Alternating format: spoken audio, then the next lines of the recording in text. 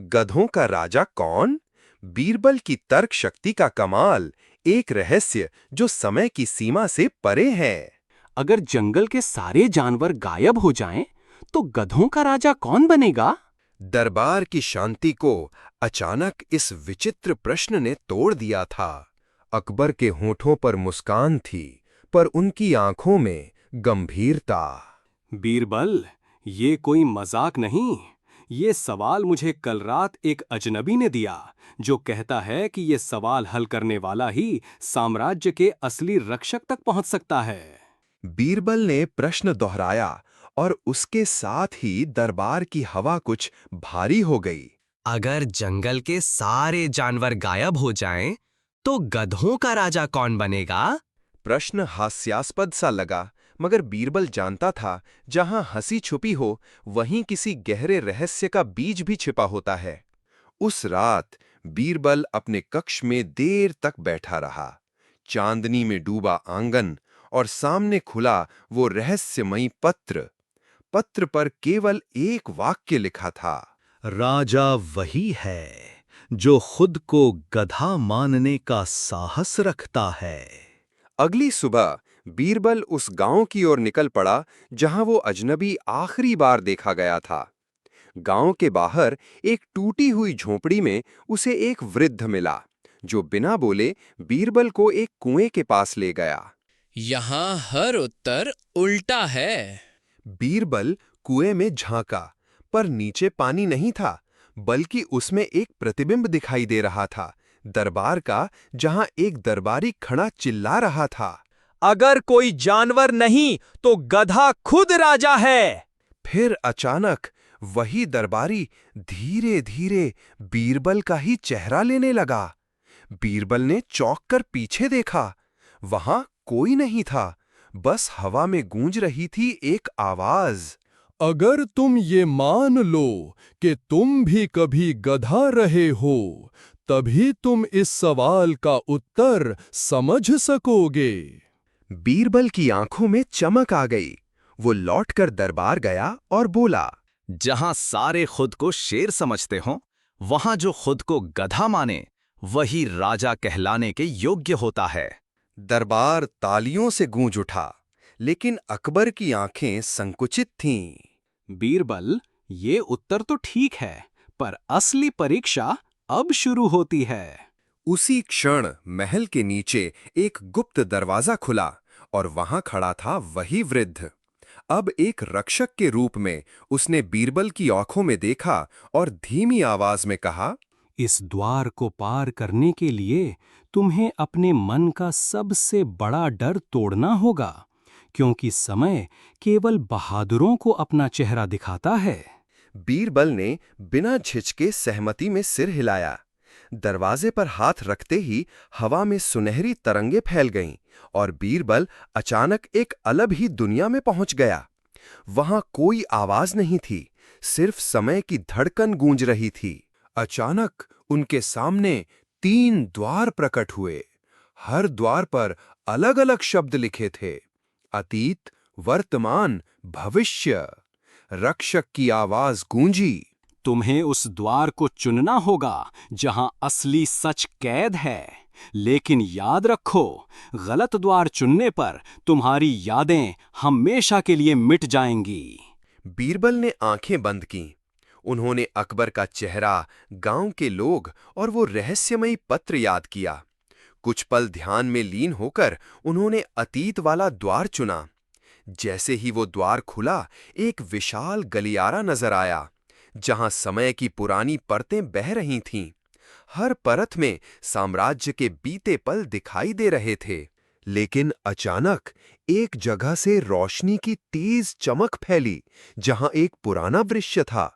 अकबर दरबार में बैठे थे, लेकिन उनके हाथ में वही पत्र था जो आज बीरबल के पास है, और एक अज्ञात व्यक्ति उनके कान में कुछ कह रहा था, जो साम्राज्य के भाग्य को बदलने वाला रहस्य प्रतीत हो रहा था। बेशक ये घटना सदियों पहले की थी, मगर कैसे संभव है कि वही पत्र तब भी मौजूद था? बीरबल की सांसें थम गईं। आखिर ये पत्र समय से परे कैसे मौजूद रहा? और उस अज्ञात व्यक्ति का संबंध कौन सी शक्ति से है जो इतिहास और भविष्य दोनों पर असर डालती है?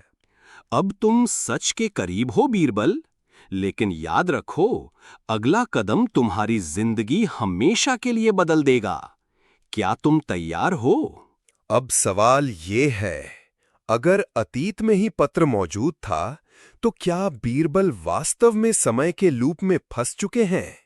क्या वो उस अज्ञात व्यक्ति तक पहुंच पाएंगे, या उनके सारे उत्तर खुद उन्हीं के भविष्य में छुपे हैं? जवाब जानने के लिए तैयार हो जाइए अगले रहस्य के लिए। भविष्य का राजा कौन? जल्द आ रहा है। भविष्य का राजा कौन? बीरबल की तर्क यात्रा का अगला अध्याय। पिछली कड़ी में आपने देखा, बीरबल ने अतीत का द्वार चुना, जहां उन्हें एक रहस्यमयी पत्र और एक अज्ञात व्यक्ति दिखाई दिए जो समय की सीमाओं से परे लगता है। अब कहानी बढ़ती है। तुम्हें अब दूसरे द्वार की ओर बढ़ना होगा। भविष्य केवल उनका है जो वर्तमान की दृष्टि रखते हैं। बीरबल ने पीछे मुड़कर देखा तो भविष्य वाला द्वार अब धीरे धीरे खुद खुल रहा था। वहां से एक नीली रोशनी फूट रही थी, जैसे किसी देववाणी की प्रतीक्षा में समस्त ब्रह्मांड थम गया हो। बीरबल उस द्वार से भीतर दाखिल हुए और उनके कदम एक अजीब से पारदर्शी धरातल पर पड़े। नीचे कोई जमीन नहीं थी, सिर्फ बदलता हुआ समय था। साम्राज्य के ऐसे दृश्य जो अभी घटे नहीं थे। जनता विद्रोह कर रही थी, महल वीरान था और सिंहासन खाली पड़ा था। एक कोना चमका, वहां बीरबल खुद खड़े थे, मगर उम्र से थके हुए, आंखों में पछतावे की लकीरें, और उन्होंने धीमे स्वर में कहा, भविष्य कभी भी स्थिर नहीं होता, लेकिन हर विकल्प का मूल्य चुकाना पड़ता है। बीरबल आगे बढ़े और अचानक वे एक सभा में पहुंच गए, जहां कई राज दरबारी बहस कर रहे थे। नया राजा कौन होगा? क्या उसे बुद्धिमान होना चाहिए या बस वंशज, या फिर कोई ऐसा जो गधा कहलाने में भी संकोच न करे? सभी की बहस के बीच एक नौजवान उठ खड़ा हुआ।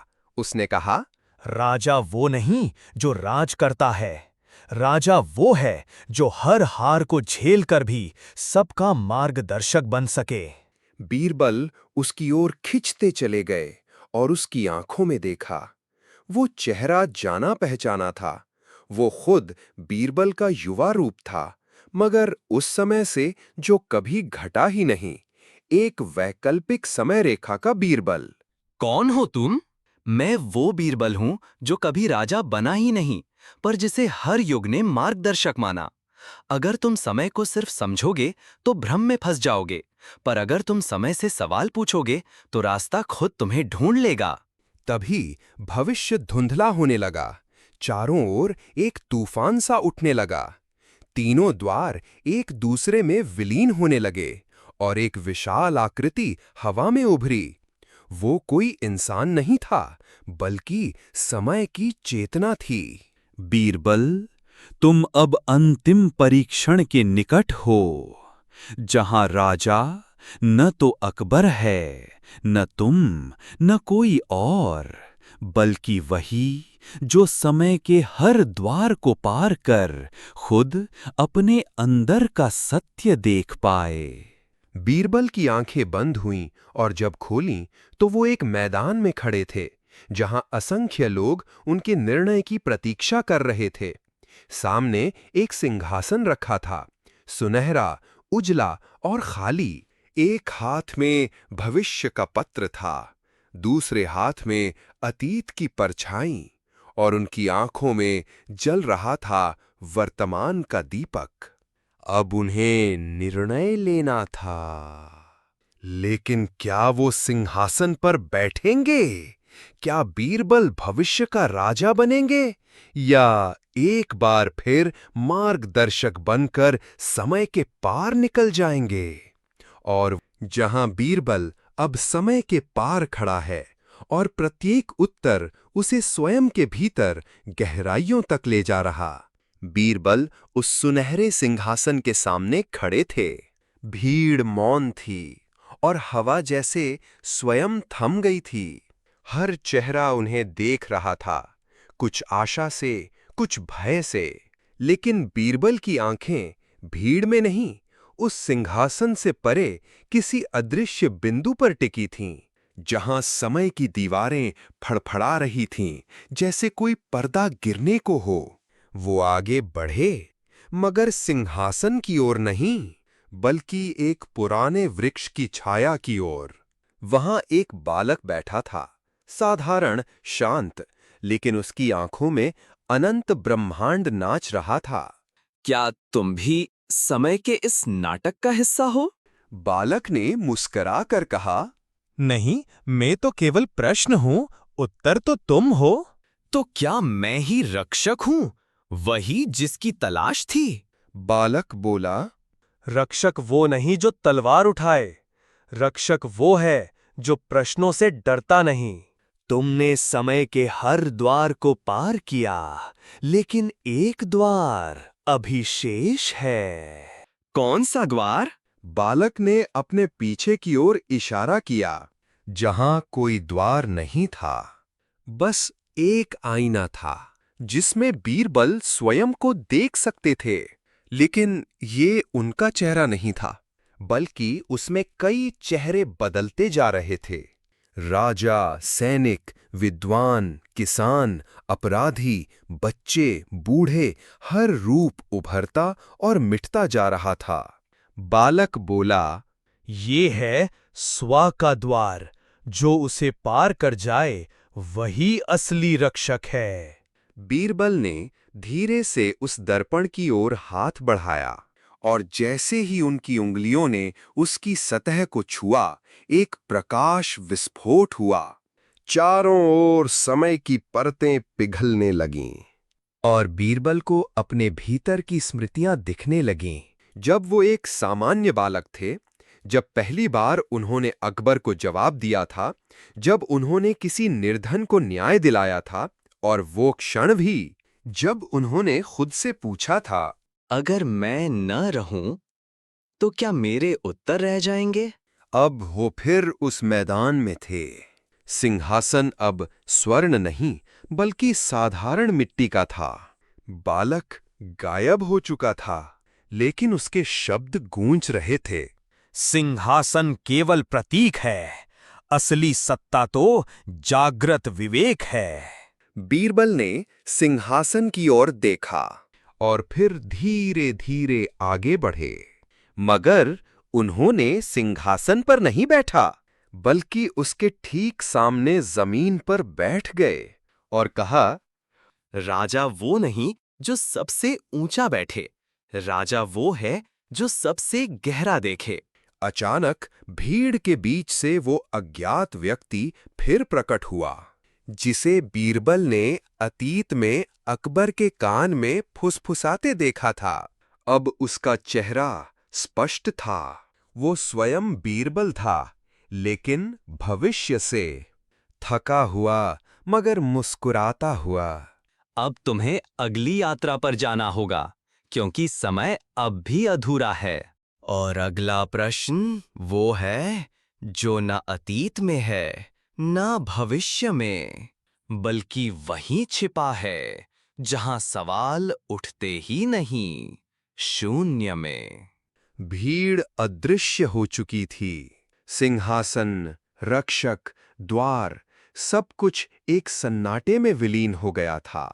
अब बीरबल जहां खड़े थे, वो कोई स्थान नहीं था, बस एक गहराई थी जो उन्हें भीतर खींच रही थी, किसी ऐसी दिशा में जिसका कोई नाम नहीं था। ये कहाँ हूं मैं? और तभी एक धीमी सी ध्वनि उभरी, जैसे किसी प्राचीन शंख की गूंज। तुम अब समय से परे हो, शून्य में। यहां न प्रश्न जीवित रहते हैं, न उत्तर, बस मौन होता है। बीरबल ने चारों ओर देखा। सब कुछ स्थिर था, लेकिन हर स्थिरता में एक कंपन था, एक आभास कि कुछ आने वाला है। अचानक सामने एक आकृति उभरी, न वृद्ध न बालक। वह जैसे प्रकाश और अंधकार का मिश्रण था। उसकी आंखें नहीं थीं, पर बीरबल को महसूस हुआ कि वो उसके भीतर झांक रही है। उसने कहा, तुम यहाँ क्यों आए हो बीरबल? बीरबल ने शांत स्वर में उत्तर दिया, क्योंकि मैं जानना चाहता हूं असली राजा कौन है। आकृति हंसी, जैसे सदियों से सोई कोई जिज्ञासा जाग गई हो। तुम जानना चाहते हो कि गधों का राजा कौन, या ये कि भविष्य का राजा कौन, या वो जो किसी का राजा नहीं फिर भी सबके निर्णय लेता है? बीरबल मौन रहा। उसने अपनी आंखें बंद कर लीं और एक पल में उसे सब दिखा। वह बालक जो गांव में न्याय की आशा लेकर आया था, वो सैनिक जो युद्ध में सिर्फ आदेश मानता रहा, वो चोर जिसने भूख में रोटियां चुराईं, वो रानी जो अपनी बात कभी कह नहीं पाई, वो राजा जिसे अपनी गद्दी का भार तो मिला पर शांति कभी नहीं मिली। हर किसी में वो राजा छिपा था और हर किसी में वो गधा भी। आकृति फिर बोली, अब अंतिम प्रश्न तुम्हारे सामने है बीरबल। जो इसका उत्तर देगा वही भविष्य को दिशा देगा। अचानक सामने प्रकाश से बना एक वाक्य हवा में उभर आया, जब सब राजा बन जाएं, तब असली रक्षक कौन होगा? बीरबल ने गहरी सांस ली। उसके भीतर का मौन अब शब्द बनना चाहता था, पर उससे पहले शून्य की दीवारें थरथराने लगीं। एक नई आकृति। ये रहा आपकी रहस्यमयी, तर्क से भरी, हास्य से रंगी, लेकिन गूढ़ गहराई लिए बीरबल श्रृंखला की 5वीं कथा। हर कहानी उसी रहस्य जगत में घटती है, जहां समय, विवेक और संकेत गूंजते हैं। लेकिन हर बार एक नया मोड़, एक नई चुनौती बीरबल के सामने होती है। चौथा दरवाजा, जब दरबार गूंगा हो गया। 5वीं कथा, जो सवाल बनकर नहीं आई, बल्कि जवाब बनकर गुम हुई। क्या कोई सवाल ऐसा हो सकता है जिसका जवाब हो, लेकिन सवाल कभी पूछा ही ना गया हो? अकबर ने ये कहते हुए बीरबल की ओर देखा, पर बीरबल ने तुरंत उत्तर नहीं दिया। दरबार में शांत अंदाज में था, जैसे सब उस सवाल को समझने की कोशिश कर रहे हों। अकबर ने आगे कहा, ये सवाल दरबार में एक साधु ने छोड़ा है। वो गया नहीं, गायब हो गया, और साथ में हमारे दरबारी विद्वानों की आवाज भी। बीरबल चौकन्ना हो गया। क्या आप कहना चाहते हैं कि? हाँ, अकबर ने बात पूरी की। जो भी उस सवाल के बारे में सोचता है, उसकी आवाज चली जाती है। उस रात बीरबल अपने कमरे में चुप बैठा था। कभी कागज पर कुछ लिखता, फिर मिटा देता। उसने ध्यान दिया, जैसे ही वो उस सवाल को दोहराता है मन में, उसके गले में कसाव महसूस होता है। अचानक खिड़की से एक पंछी अंदर आया, लेकिन वो चुप था। उसकी चोंच हिल रही थी, पर कोई स्वर नहीं। बीरबल ने झट पहचान लिया, यह वही मैना थी जो राजमहल के आंगन में गूंजती रहती थी। अब वो भी गूंगी हो चुकी थी। क्या सवाल कोई श्राप है, या ये कोई संकेत है कि उत्तर किसी आवाज में नहीं, मौन में छिपा है? अगली सुबह बीरबल दरबार में पहुंचा, जहां सारे दरबारी इशारों में बात कर रहे थे। सिर्फ अकबर और बीरबल की आवाज अब तक सुरक्षित थी। अकबर ने बीरबल से कहा, हमने आज तक हर बात का उत्तर खोजा है, लेकिन अगर सवाल ही ना पूछे जा सकें, तो क्या उत्तर देना व्यर्थ है? बीरबल ने मुस्कुराकर सिर झुकाया और फिर सबके सामने एक बड़ा आईना मंगवाया। उसने कहा, इस आईने में सब खुद को देखें और सोचें कि सवाल क्या है। ना बोलें, ना लिखें, सिर्फ देखें। सब दरबारियों ने जैसे ही आईने में खुद को देखा, कुछ पल बाद उनकी आवाज लौट आई। अकबर ने पूछा, क्या ये कोई जादू था? बीरबल ने उत्तर दिया, नहीं, जहां उत्तर मौन में हो, वहां सवाल खुद आईना बन जाता है। हम सब अपनी ही बातों में खो जाते हैं, लेकिन कुछ प्रश्न ऐसे होते हैं जो हमें खुद से टकराने को मजबूर करते हैं। और जब तक हम खुद को न देख लें, हम बोलने के काबिल नहीं होते। अकबर गंभीर हो गया। लेकिन तभी दरबार की अंतिम पंक्ति से एक साधारण सैनिक आगे आया। उसने धीरे से कहा, मुझे वो साधु फिर से दिखाई दिया है। इस बार महल के नीचे बने पुराने सुरंग की ओर जाता हुआ। बीरबल की आंखों में चमक आ गई। तो क्या ये सब केवल एक शुरुआत थी? अब सवाल है, वो साधु कौन था जो सवाल नहीं पूछता फिर भी उत्तर छीन लेता है? क्या वो दरबार को चेतावनी देने आया था, या किसी खोए हुए उत्तर की खोज में था जो सदियों से दफन है? और वो सुरंग, क्या वहां बीरबल का सामना अपने सबसे बड़े तर्क से होगा? जवाब मिलेगा अगले रहस्यमय अध्याय में। 7 सुरंगें, बीरबल की खोई हुई आवाज, एक सफर जहां तर्क मौन हो जाता है। 7 सुरंगें, बीरबल की खोई हुई आवाज। छठी कथा, जहां शब्दों की नहीं, अनुभवों की गूंज सुनाई देती है। बीरबल ने सैनिक की बात सुनी। साधु, वही रहस्यमयी व्यक्ति जिसे किसी ने आते देखा था, पर जाते कभी नहीं। और अब वो महल के नीचे बनी प्राचीन सुरंग की ओर जाता हुआ दिखाई दिया था, जिस सुरंग का कोई अंत नहीं जानता था और न ही शुरुआत। अकबर ने बिना देर किए आदेश दिया, बीरबल, अगर ये सुरंग उसी साधु तक जाती है, तो अब समय आ गया है उस रहस्य से पर्दा उठाने का। बीरबल ने सिर झुकाया और बिना किसी डर के नीचे उतरने की तैयारी करने लगे। महल के पिछवाड़े एक पत्थर की पटिया हटाई गई।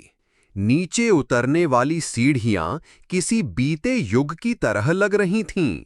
हर दीवार पर संकेत थे, पर भाषा किसी भी ज्ञात लिपि से परे थी। साथ में एक मशाल लिए बीरबल नीचे उतरते गए। हर कदम पर हवा भारी होती जा रही थी, मानो शब्द स्वयं पीछे छूटते जा रहे हों। पहली सुरंग, भ्रम का गलियारा, जहां दीवारें बोलती थीं, तुम वही हो जो तुम्हें बताया गया है। बीरबल रुके नहीं, बस मुस्कुराकर आगे बढ़े। मैं वही हूं जो मैं चुनता हूं। ये सोचते हुए वे दूसरी सुरंग में दाखिल हुए। दूसरी सुरंग, स्मृति की घाटी। यहां हवा में पुराने संवाद तैर रहे थे। बीरबल, न्याय कैसे मापा जाए? अगर राजा गधा हो जाए तो? यहां बीरबल का अपना अतीत उन्हें आवाज देता रहा, पर उन्होंने कुछ नहीं कहा, क्योंकि वो अब बोलना नहीं चाहते थे, वो सुनना सीख रहे थे। तीसरी सुरंग, मौन की परछाई। यहां पूरा अंधेरा था, बस चलना था, खुद के साथ।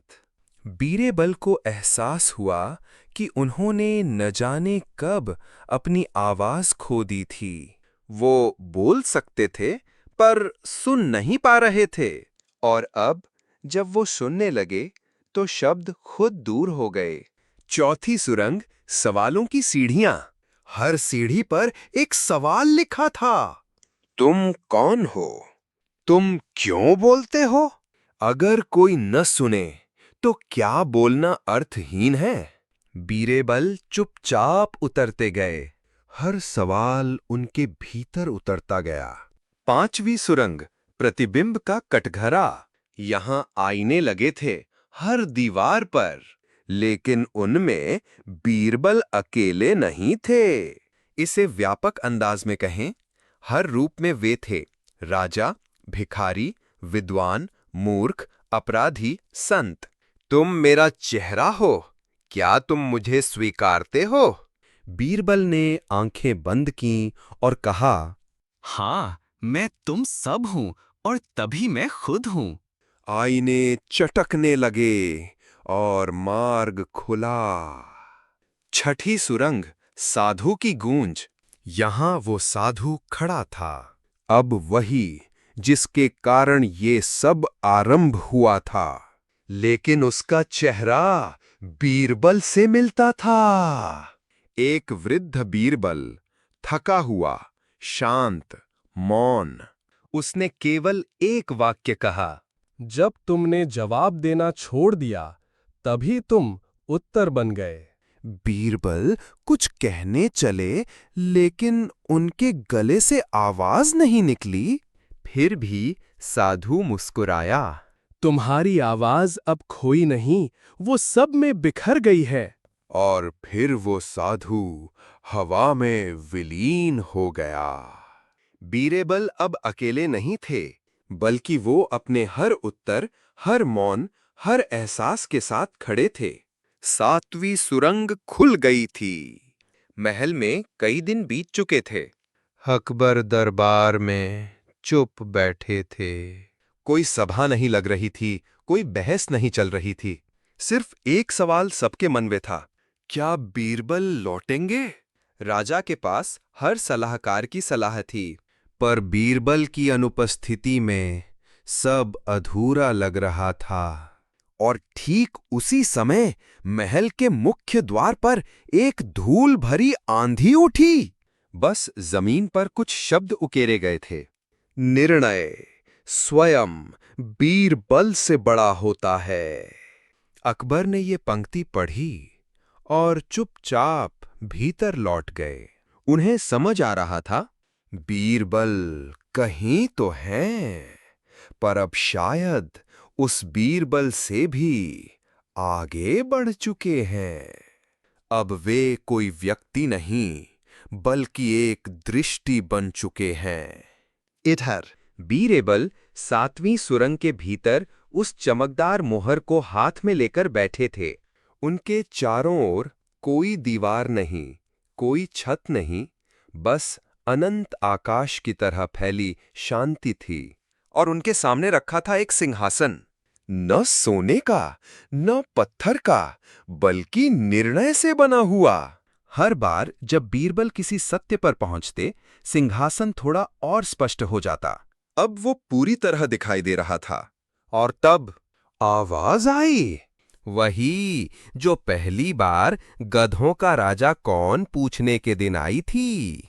क्या तुम बैठोगे इस सिंहासन पर, या फिर वापस जाओगे वहां जहां हर कोई बोलता है पर कोई सुनता नहीं? बीरबल मुस्कुराए। उन्होंने मोहर को अपने सामने रखा, आंखें बंद कीं और सोचने लगे। वहां जहां सब बोलते हैं, वहां न्याय की नहीं, बहस की आवश्यकता होती है। लेकिन जहां कोई नहीं बोलता, वहां न्याय की आवाज खो जाती है। तो क्या वो लौटें या यहीं मौन के सिंहासन पर बैठ जाएं? अचानक सामने एक बालक प्रकट हुआ। उसे देख बीरबल की आंखें भर आईं, क्योंकि वो वही बालक था जिसे बीरबल ने कभी दरबार में न्याय दिलाया था। बालक ने बस एक बात कही, आप वहां नहीं होंगे तो हम पूछेंगे किससे? बीरबल ने धीरे से सिर झुकाया, फिर मोहर को उठाया और पहली बार उन्होंने उसे अपने माथे से लगाया। सिंहासन अदृश्य हो गया। आसमान शाह से फिर नीला होने लगा और बीरबल की आंखें खुली। वह अब सुरंग में नहीं थे, बल्कि अपने पुराने कमरे में थे, जहां एक नई सुबह उनकी प्रतीक्षा कर रही थी। दरबार में जैसे ही बीरबल के आने की खबर फैली, अकबर स्वयं खड़े होकर स्वागत करने पहुंचे। पूरे दरबार ने तालियों से बीरबल का स्वागत किया। लेकिन बीरबल मुस्कुराकर बोले, मैं यहाँ उत्तर देने नहीं, अब सुनने आया हूँ। अकबर ने चौंक कर पूछा, तो अब आप दरबार के रक्षक नहीं बनेंगे? रक्षक बनना एक उत्तर है। मैं अब वो प्रश्न बन चुका हूं जो हर कोई खुद से पूछेगा। अब सवाल ये नहीं है कि गधों का राजा कौन या भविष्य का राजा कौन। अब सवाल ये है, जो अपने उत्तर खुद खोज ले, उसे क्या किसी राजा की जरूरत है? क्या समय कभी खुद भूल सकता है कि वो आगे बढ़ रहा है? यही सवाल बीरबल के मन में तब उठा जब उन्होंने अकबर को चुपचाप आकाश की ओर देखते पाया। राजा के हाथ में एक पुराना ताम्रपत्र था, जिस पर सिर्फ 3 शब्द खुदे हुए थे। तृतीय संकेत खो गया। बीरबल ने पूछा, महाराज, ये कहाँ से आया? अकबर ने धीरे से जवाब दिया, इसे आज सुबह किले की सबसे ऊंची मीनार पर एक बाज लाकर गिराया गया। बाज के पंख सुनहरे थे और उसकी आंखों में कोई और युग देख रहा था। बीरबल ने ताम्रपत्र को ध्यान से देखा। अक्षर किसी भी ज्ञात भाषा के नहीं थे, मगर भाव जैसे आत्मा को छू जाएं। इसी समय दरबार में प्रवेश हुआ एक अजनबी का। उसने सिर झुकाकर कहा, मैं केवल दर्पण हूं बीरबल, पर अगर आप तैयार हैं तो मैं आपको समय की भूल भुलैया दिखा सकता हूं। बीरबल ने कुछ नहीं पूछा, बस चल पड़े, क्योंकि इस बार खोज किसी वस्तु की नहीं थी, बल्कि उस तीसरे संकेत की, जो भविष्य को अतीत से जोड़ता है और वर्तमान को बुनता है।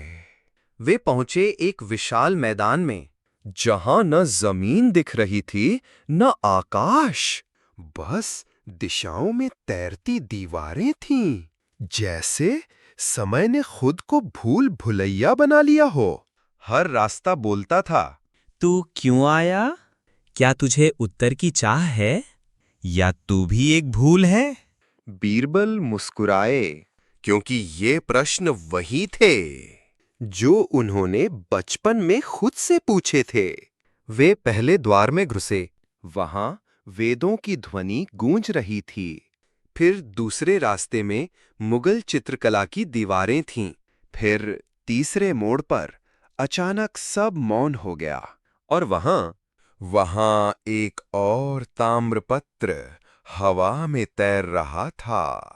उन्होंने हाथ बढ़ाया, ताम्रपत्र उनकी हथेली में उतर आया। इस पर लिखा था, तीसरा संकेत वो है जो न दिखे न छिपे, बस पूछा जाए। बीरबल ठहर गए, और तभी भूल भुलैया बदलने लगी। रास्ते घूमने लगे, दीवारें ऊपर नीचे होने लगीं। अगर समय के 3 चेहरे हैं, तो क्या उनमें से एक चेहरा हमारा ही होता है? बीरबल की चेतना में ये प्रश्न गूंज रहा था, क्योंकि अंधकार से बाहर निकलते ही उन्होंने खुद को देखा, अपने ही सामने खड़े हुए। वही चेहरा, वही पोशाक, वही नजर, पर वो बीरबल कुछ और जानता था। मैं वो हूं जो तुम बनने से डरते हो। तो तुम मेरे भीतर के प्रश्न हो? नहीं, मैं वो उत्तर हूं जिसे तुमने कभी पूछा ही नहीं। ये जगह समय की सीमा के बाहर थी। यहाँ हर विचार एक जीवंत मूर्ति बन जाता था, हर स्मृति एक गलियारे में बदल जाती थी, और हर डर एक द्वार बनकर राह रोकता था। बीरबल आगे बढ़े। हर कदम पर एक नया दर्पण था। पहले दर्पण में उन्होंने देखा जब उन्होंने पहली बार न्याय किया था। पर वहां एक चेहरा रो रहा था जो कभी सुना नहीं गया। दूसरे दर्पण में उन्होंने देखा अकबर की हंसी पर उसकी आंखों में छिपी थकावट जो कभी बताई नहीं गई थी। तीसरे दर्पण में उन्होंने देखा एक अजनबी जो किसी पुस्तक से उनकी जीवन गाथा पढ़ रहा था और अंतिम पंक्ति अधूरी थी। बीरबल अंतिम रहस्य तक पहुंचा, पर बीरबल, तुमने पहला संकेत पाया, लेकिन ये केवल एक प्रतिछाया थी। असली संकेत वहां छिपा है जहां समय खुद को भूल गया है। त्रिकाल पथ का पहला रहस्य ये है कि कुछ प्रश्न पूछे नहीं जाते, केवल जिए जाते हैं। अब बीरबल को आगे बढ़ना था, पर आगे केवल 3 सीढ़ियां थीं, हर सीढ़ी अलग रंग की। लाल जिस पर लिखा था शक्ति, नीली जिस पर लिखा था ज्ञान, हरी जिस पर लिखा था विस्मरण। एक ही सीढ़ी तुम्हें अगले द्वार तक ले जाएगी, बाकी तुम्हें वापस भुला देंगी। बीरबल ने अपनी आंखें बंद कीं और एक गहरा श्वास लेकर कदम बढ़ाया। लेकिन कौन सी सीढ़ी? क्या बीरबल ने सही सीढ़ी चुनी? क्या समय की ये गहरी सुरंग वाकई त्रिकाल पथ है या सिर्फ एक भ्रम? और